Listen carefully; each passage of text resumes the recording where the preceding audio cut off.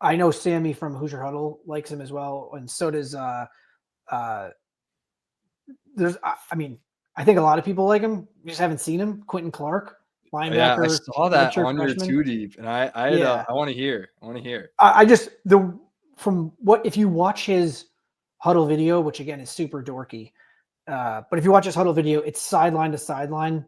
Like he looks like a safety, but he's 210 pounds, and it's like that's what they just had, and they just lost with Walker. That Jalen Walker, like that's the type of guy that I think. I'm not saying he's going to be Jalen Walker this year, but the size comparison, the speed, the sideline to sideline stuff, the athleticism, that's what you see if you watch the huddle. I just can only imagine what he looks like now after a year and a half in the program, coming up this spring, or coming up this fall. And that's why I wanted to see him. He was one of the guys I wanted to see the most, because I just wanted to see, will they bring in another guy at linebacker? Because people have talked about it with Elijah Hardy being potentially a starter, obviously opposite Fisher. But why didn't they add another guy? Is that because a guy like Quentin Clark showed out and yeah, I think a big reason why they didn't is kind of my breakout guy, which is Bones Jones. I'm a big Bones Jones guy. I think the dude's an absolute Looney Tune. He wears 46. He's just the type of, like, I just think of Bones Jones, I think of Limp Bizkit, like just playing in the background and he's just making play after play. I would love to see him start opposite Fisher, because I think he's a real thumper. I think he can make a lot of plays. He did make plays given the opportunity. So did Ro Hardy. I think that's why they didn't bring in a guy. I think they saw what they did when they were on the field last year with Bones Jones and Ro Hardy, who are both going to get plenty of tick regardless. But to really see Bones Jones kind of come in, it was fourth year, grown man, and just kind of play his game now, finally get his opportunity. He's been doing it on special teams for a couple of years, and see him break out, I think could be a really exciting time, and he can go for an all-conference honorable. Like, who knows? I'm not going to hold him to honorable mention, but I mean, who knows? Maybe he has a fantastic season this year, and that's a guy I want to kind of see get reps with the ones. I agree. He's a good player. 6'2", 230. Like, he's big.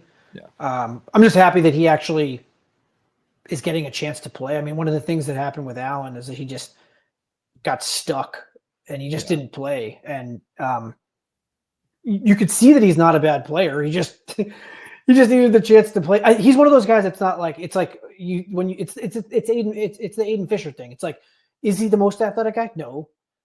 Is he the guy you see, the first thing you see? No, it's just like he's around the football and he makes big hits, and he's going to absolutely drill you if you're in the, if in his vicinity. So I agree. Good player. I'm excited to see him as well.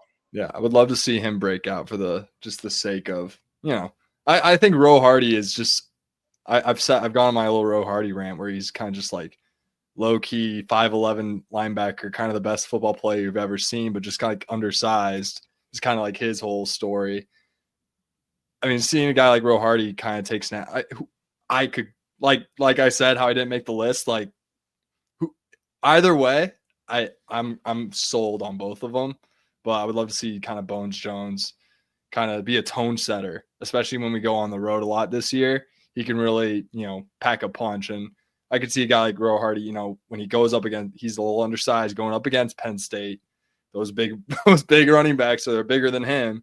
Going, it's just different ball game. So would love to see Bones Jones. One of the things but one of the things, like, again, we talked about this off air again before, but one of the things in the Big Ten that you don't see specifically a lot is that there's a lot of teams that just run the football in the Big Ten, and you need 3 linebackers that can play. So if it's Hardy, Jones, and Fisher, with some guys backing them up, younger guys, like, that's legit. Like when I was at the Northwestern game, one of the things you notice is that they had 3 linebackers on the field a lot, which is like, oh, that's interesting. That's an interesting wrinkle. But it's like, I think that toward the end of the game, I don't think that Northwestern, they couldn't run really because they had the 3rd linebacker, and now he was daring them to pass and they couldn't pass. So you need depth at linebacker, but they didn't go get anybody. So I think that, like, maybe they'll go. So that's the thing. Portal opens, what you say, tomorrow, I believe it opens the portal. Yeah. We'll see we'll see tomorrow. Right. We'll see if they try to add someone there, but I'm not. I don't see it happening. I I think you guys are right, and you hit the nail on the head that they really, really like the room and they like the development, and they don't really care that not a lot of people are paying attention to it. Like Bro Hardy was a 0-star recruit.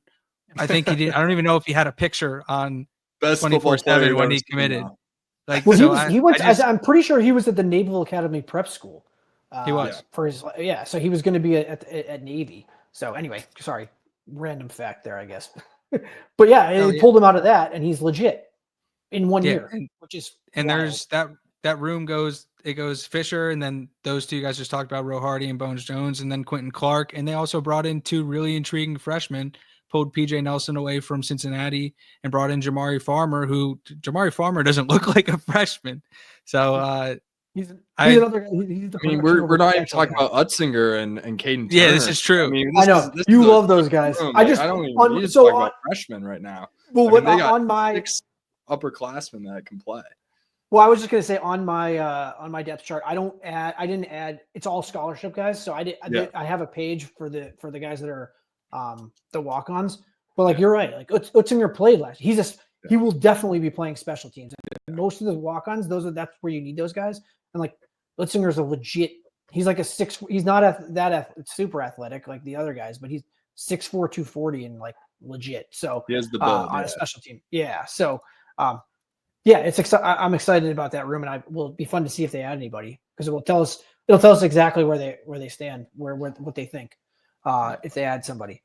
Utzinger and Turvey are the only walk-ons that are on this little sheet of paper I have right here that I'm going. So Brad's official 2 deep. My official 2 deep, just the entire depth chart on a sheet of 26 line paper, I think. Right now. Well, see, I was doing that, and then I was like, why don't I just put this on a Google Sheet? Yeah. Like, I don't understand. Yeah, so that's why I never got that far.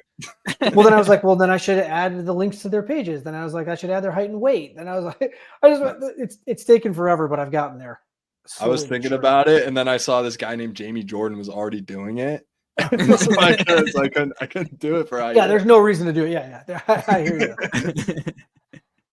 Yeah, because I spent hours doing this nonsense. That's how dorky I am, I guess. So, it's not nonsense to us. I grew up. I made entire, like what I do on this sheet of paper, entire scholarship depth charts for the entirety of the Pac-12, the entirety of the Big Ten, and that's as far as I got. But I mean, those are the concepts that I was following, and I don't know. I don't know. I always track that. I had a good couple year run where I was like keeping track of those scholarship guys and those teams, and then the portal happened, and it was just can't do it anymore. Really hard. Yeah, I mean, I was gonna say that like the like with the depth chart. I mean, SIG doesn't even release a freaking depth chart, so like, yeah, which is fine. They don't have to, but it's like, it's just what nerds do, I guess. And yeah, but that's another thing that would have been nice to see in the spring game is like, again, like we can take our best guess about who's first and what, and who's this and that, and who they release and who's playing with the first team and clips and things like that. But he doesn't release a depth chart. And so like one of the things I was looking forward to was like seeing where do they believe the holes are? Who are the guys that are rotating quickly? Like what, like that would have told us exactly how they feel about the roster. And while we're obviously still going to get there because they're going to play the game and the portal is going to open, we just would have been able to see it with our own eyes. Now it's going to be secondhand account.